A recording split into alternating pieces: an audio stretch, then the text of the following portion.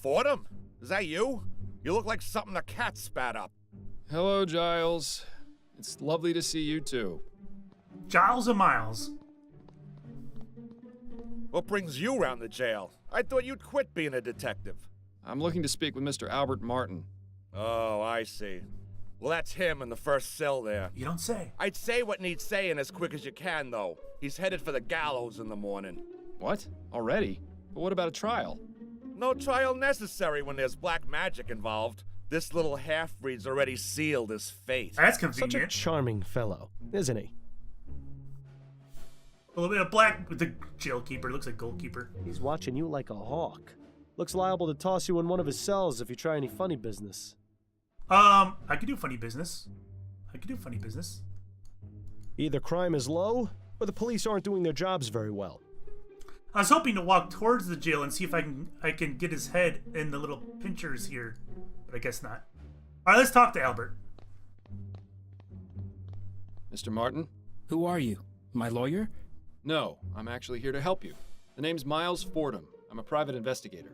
How are you going to help me? I'm looking into the attack on Madame Dupre. I believe you're innocent. Oh, thank heaven. That's music to my ears. Would you mind answering a few questions for me? Friend, if it means saving me from the noose, I'll tell you nothing less than God's truth. Interesting choice of phrase for someone accused of using black magic. Yep. Hello, sir.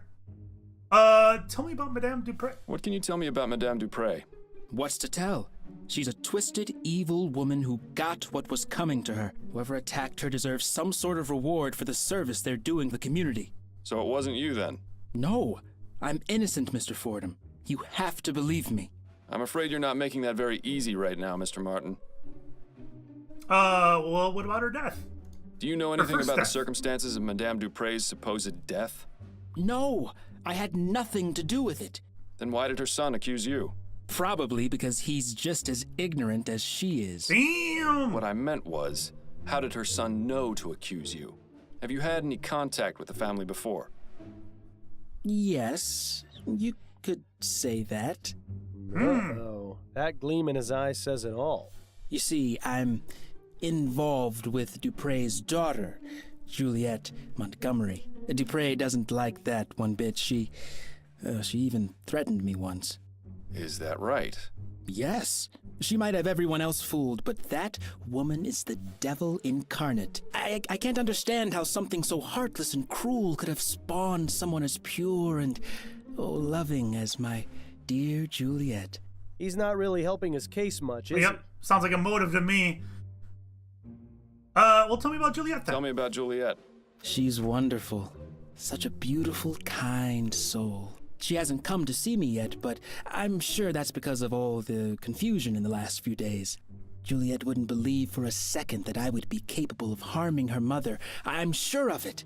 How did you two get involved? We met at the university. Your classmates? Hardly. They wouldn't allow someone like me to enroll there.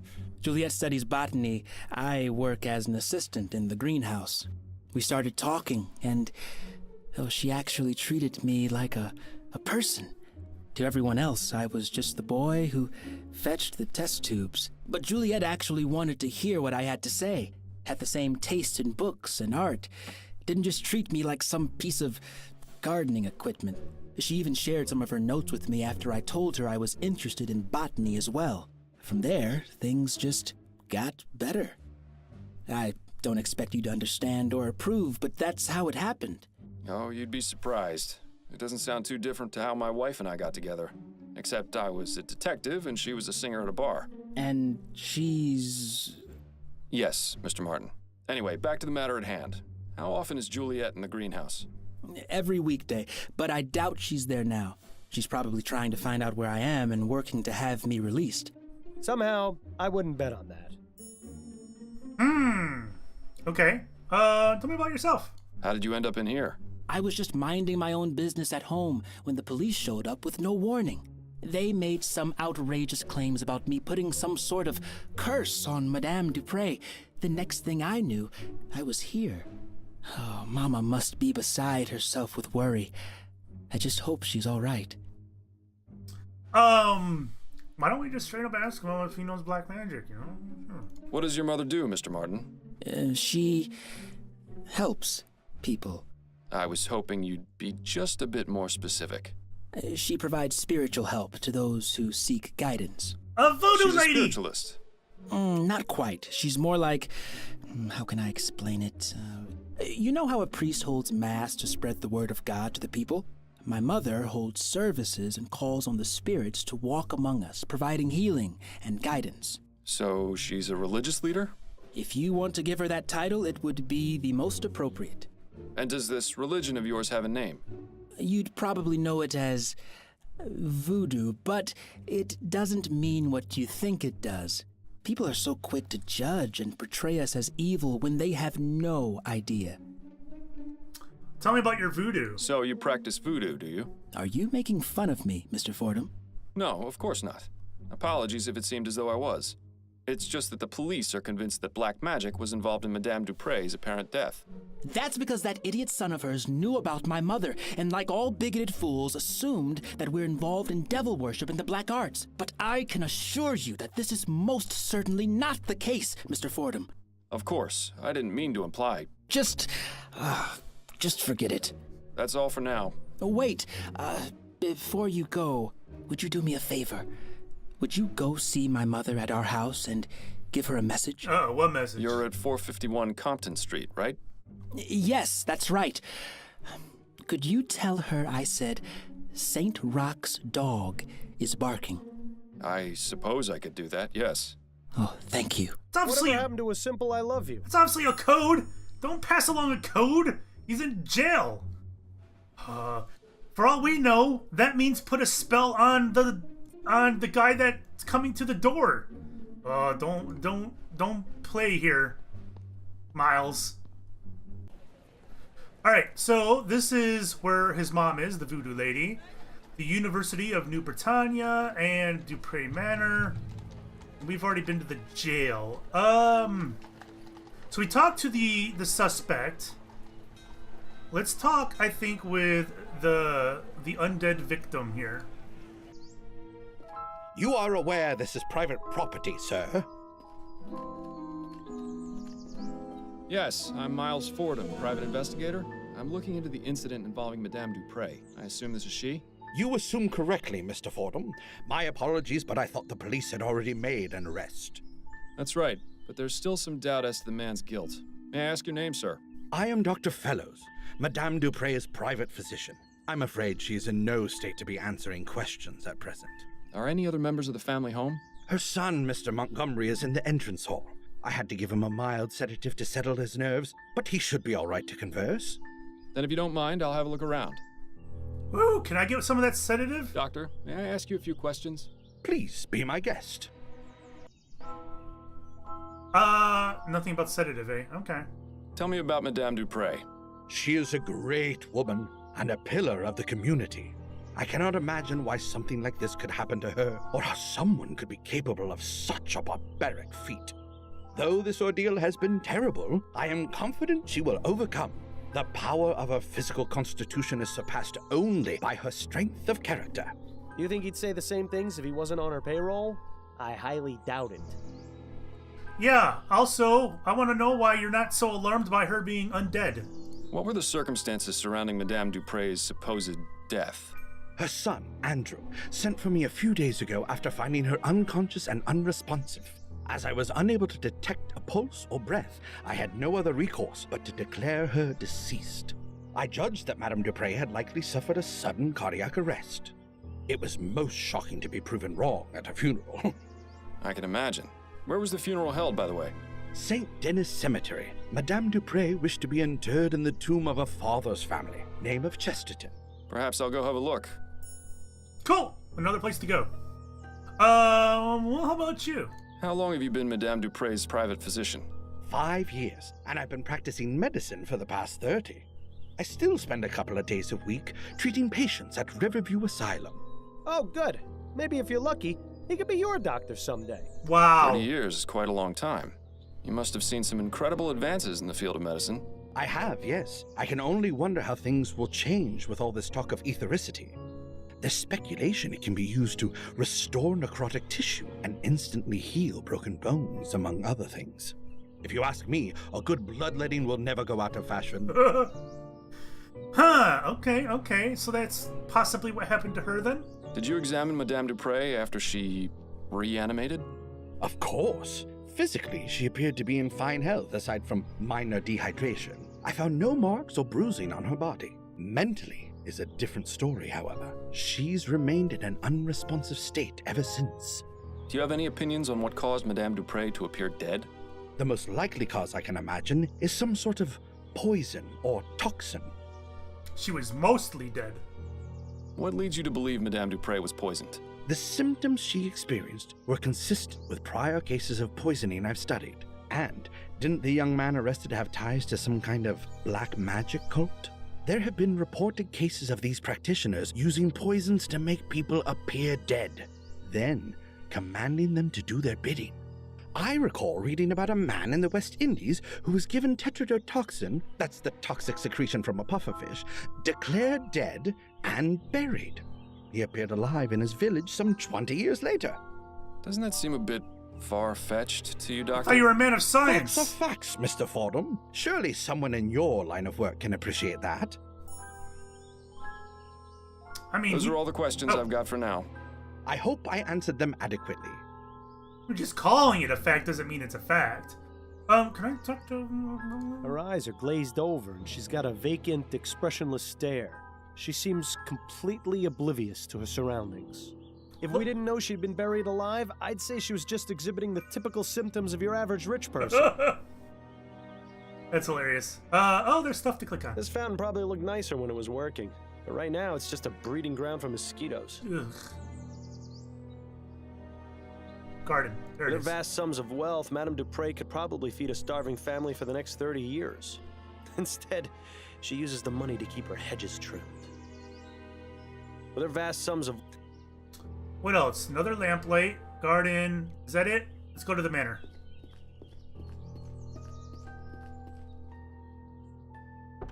Hello, sir. Oh, hello. Are you the new servant? No, I'm Miles Fordham. I'm a private investigator looking into your mother's attempted murder. How did you know I was her son? Oh, of course. You must have sensed it with your detective's intuition. I should have guessed by that giant head of yours. I hate this You guy. feeling all right, Mr. Montgomery? Yes, I'm fine. Much better than when those pesky police officers were snooping around earlier. But I like you, Mr. Fordham. I can already tell you're not like them at all. Please, call me Andrew.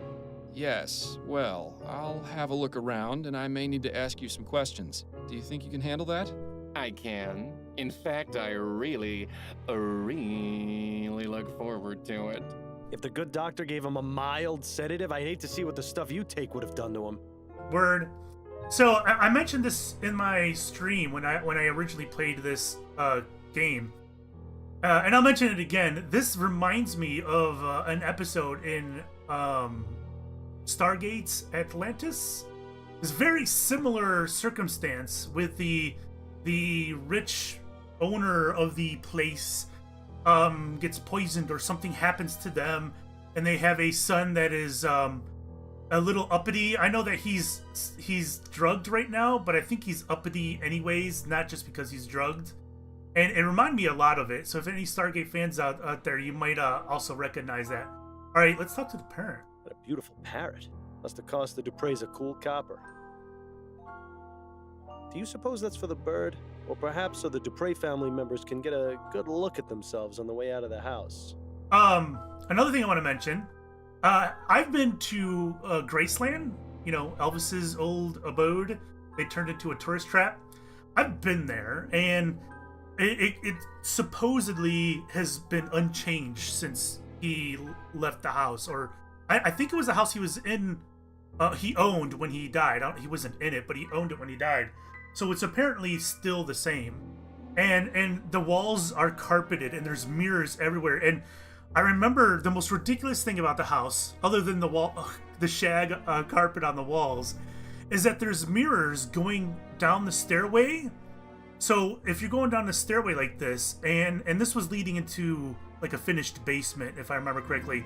Actually, there were multiple stairways because it was a multi-level house. So there was like a first floor, a second floor, and a bottom floor, which the first floor is kind of like in between. So you would go like this, and so the stairway had a wall going on, and then the wall would be jagged like this and not smooth. And on each one of the jags was a mirror, so he can actually look at himself in the mirror on the way down the stairs. Talk about vanity. Dupre looks like she's holding on to that poor bastard for dear life. Okay. Let's look around before we talk to a jerkface here.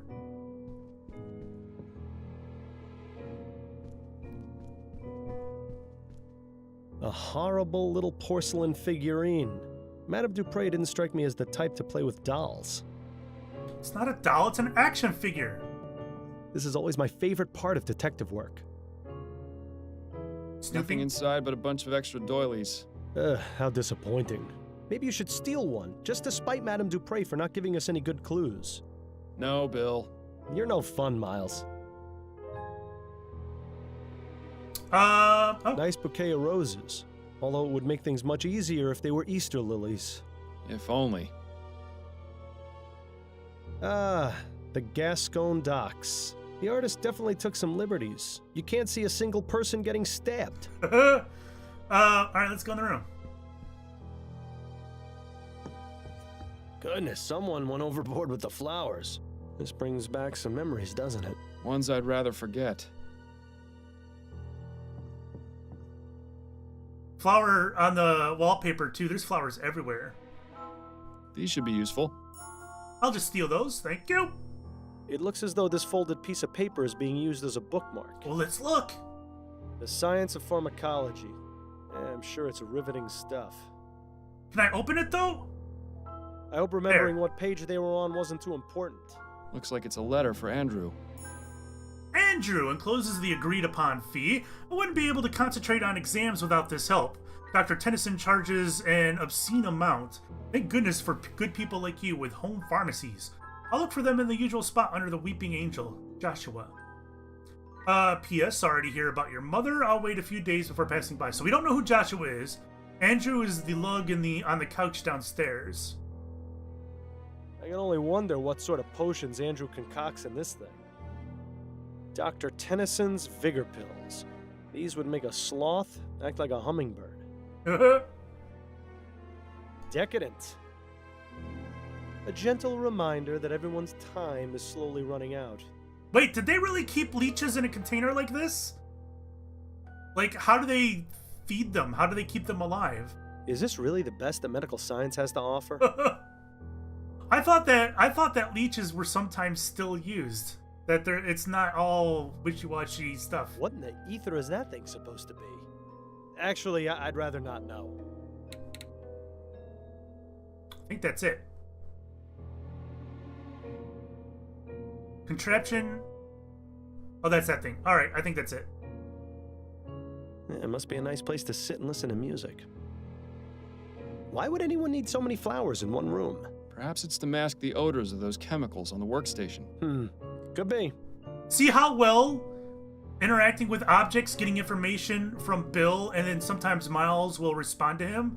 I think that's really well done. I think that helps set the game apart from other point and clicks, how well that's done. Oh, look. It's one of those new audio cylindergraphs. I can't quite wrap my head around how they can manage to get sound out of a wax cylinder. Neither can I.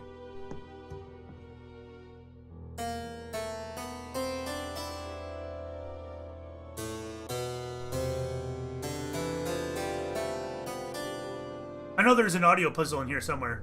I don't remember the code, though. I don't know much about art, but I see Madame Dupre and I at least have similar tastes. See, there's another comment about him being gay. I do not remember that from the demo. I think that was added in. But I could be wrong.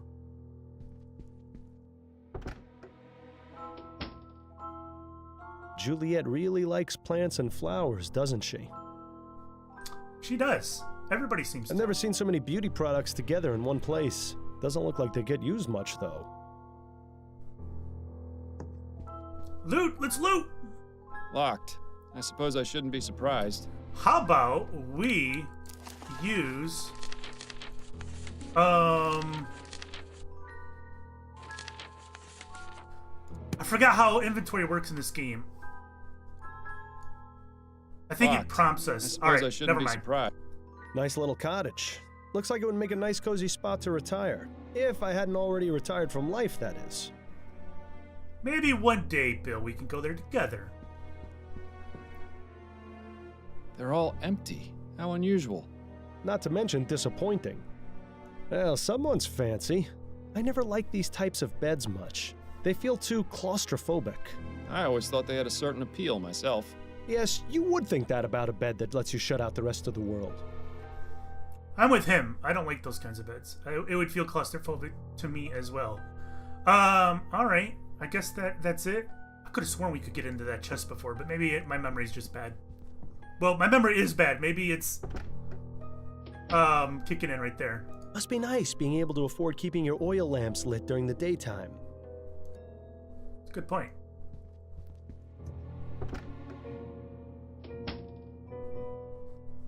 A much younger Madame Dupre. I suppose that's a nice alternative to a mirror. Ooh, a fainting couch. You know, I always wanted one of these, but I never fainted enough to justify buying one. Yuck, yuck.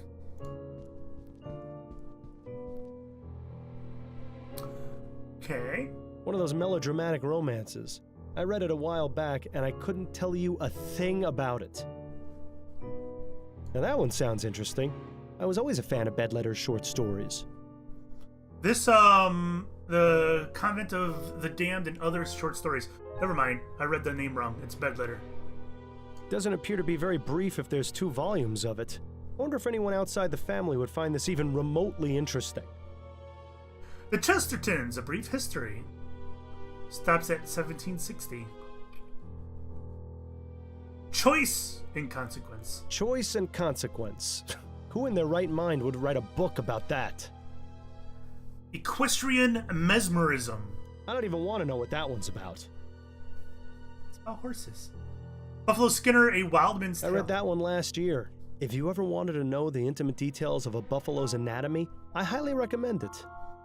Buffalo, Buffalo. Buffalo, Buffalo, Buffalo. I read that one. Nope. Where's the arrow? There it is. That's an old uniform, from the turn of the century by the look of it. There it It appeared is. that Madame Dupre was taking music lessons. Her current predicament has probably put an end to that venture, though. I'll write this down. Uh-oh. My pen! My pen! Where'd it go? Alright, so we got C, D, E, F, G, A, B, C. And... sure. Sounds good to me. Seems Madame Dupre fancies herself a poet. Uh-oh. Oh, Morpheus, I caress my cheek.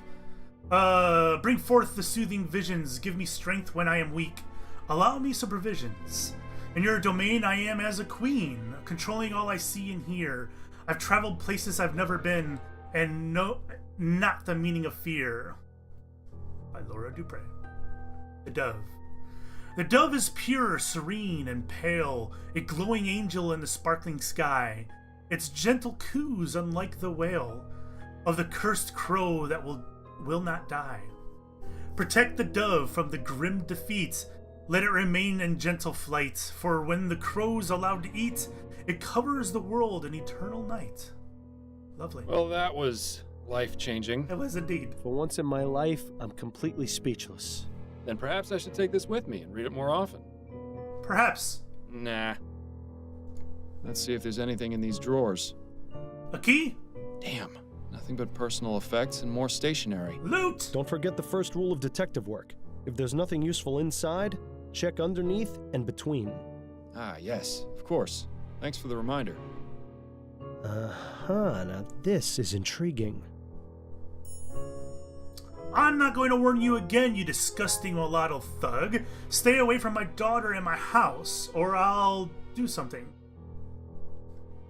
Casebook? or I'll kill you myself. You've got some huge bags under your eyes, Miles. Reminds me of the case we had on that strange train. Don't remind me. So, and if you weren't sure before, after that note, you'll obviously recognize that there is racism in this game. There are racial tensions in this world. So we've got a very interesting kind of world for point and click, where we have an alternative history of America. Women aren't allowed in that coffee shop, so we know that women don't have equal rights here. And there's racial tension. They said that Albert said that they would never let someone like him in the university. So, Certainly no shortage of bowls or food preparation items around here. So, not a whole lot of equal rights going around. Some kind of water dispensing device, maybe? I was never very good at finding my way around the kitchen. Yeah, it looks like gumbo's on the menu tonight. I wonder how it compares with Upton's special recipe. It's times like these make me wish I could still eat. Looks like the type of spices you'd use in a stew. Most likely paprika or turmeric. Nice variety of reds and oranges. So this is the point where I've been most excited to see, because in my playthrough, when I talked to this servant, I screwed up and she wouldn't talk to me anymore. And I'm hoping to avoid that this time. So I'm really this is the part I'm most excited about. What? Who are you? I'm Miles Fordham. I'm investigating the attempted murder of Madame Dupre. Oh, I'm sorry, sir, but I'm very busy. I can't help you. Do you know anything about what happened to Madame Dupre? No, I don't. Please leave me to my work. I shouldn't be talking to you. All right, I'm going. Pardon me, miss. I told you I'm very busy, and I'll get in trouble if I'm caught speaking to you. Wait. All right, I'm going. Wait. Did I screw it up again? I feel like I didn't have much of an option here. Oh my god. Pardon me, miss. I told you I'm very busy. All right. Oh no, I screwed up again, didn't I? God bless America. Whatever. Fine. I don't want to talk to the servant anyway. Maybe I can come back. Alright, Andrew. Let's talk. I have some questions for you. Oh, goody. Tell me about your mom. What can you tell me about Madame Dupre? She came back from the dead. I couldn't believe it. My mother, resurrected, just like Jesus. Yes. I heard you're the one who accused Mr. Martin of the crime. Oh, no, I already talked to the police about that. I don't want to think about it right now. Okay. How do you typically spend your days, Mr. Montgomery? What are your interests? Oh, a little of this and a little of that. Nothing as exciting as what you do, I'm sure. Ooh, tell me, do most bad people start crying when you catch them? I'll bet it's a laugh riot to see them sobbing away. We'll find out maybe, huh? No, Mr. Montgomery, most of them don't. Well, that's a real shame, isn't it? Maybe you'll be able to do that someday. What can you tell me about your sister, Juliet? I'm reminded of a famous quote, Mr. Fordham. Parting is such sweet sorrow. Let us part on good terms and avoid the subject altogether, please. That's a rather exotic bird you've got. I like looking at him. He has such pretty colors, doesn't he? That he does. You know, I've always wondered what he might taste like. Is that bad, do you think? I really couldn't say, Mr. Montgomery. He's loony. Thanks for your time. No, thank you for yours. This is ridiculous. He won't be of any use in this state. If it takes him as long to snap out of it as it takes you, we'll be waiting around here until noontime tomorrow. There has to be a way to bring him back to his senses. Maybe that quack outside knows something of use. All right, let's talk to the quack. Mr. Quack, I would like this guy to be sober, please. Doctor, may I ask you a few questions? Please be my guest. May I ask exactly what kind of sedative you gave Andrew? A simple tincture of laudanum. It's what I give all my nervous patients. He seems a bit out of sorts. Hot? Meat kettle. It can have that effect, but it usually wears off in half a day or so. Is there a way to bring him out of his condition sooner? A stimulant would have the opposite effect, but I wouldn't recommend mixing the two. It could have potentially harmful effects on his heart. Oh, of course. I wasn't planning on doing anything of the sort. I was just curious. It's cute how you act like you have no experience in these matters. It's almost convincing. Okay. Those are all the questions I've got for now. I hope I answered them adequately. So I need laudanum. Or no. Wait. What?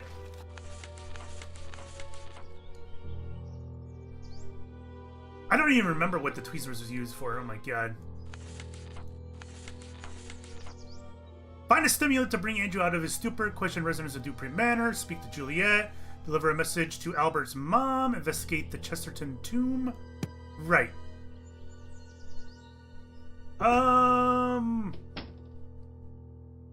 How about I go upstairs and try this? If I remember correctly, I couldn't do this music thing on my stream. And that's with people helping me. So I'm alone right now. Alright, so what was it? Because I don't know, like low C, I don't know what all this crap means. C, D, E.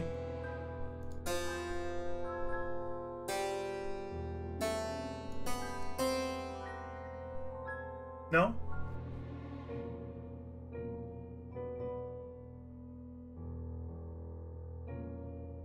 I will come back to this another time.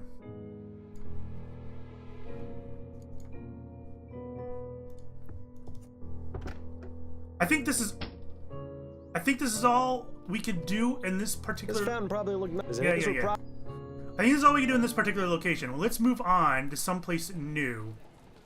We can go to see the mom. We can go to the cemetery, or we can go to the university to talk to the girlfriend. I think the girlfriend's probably a good start.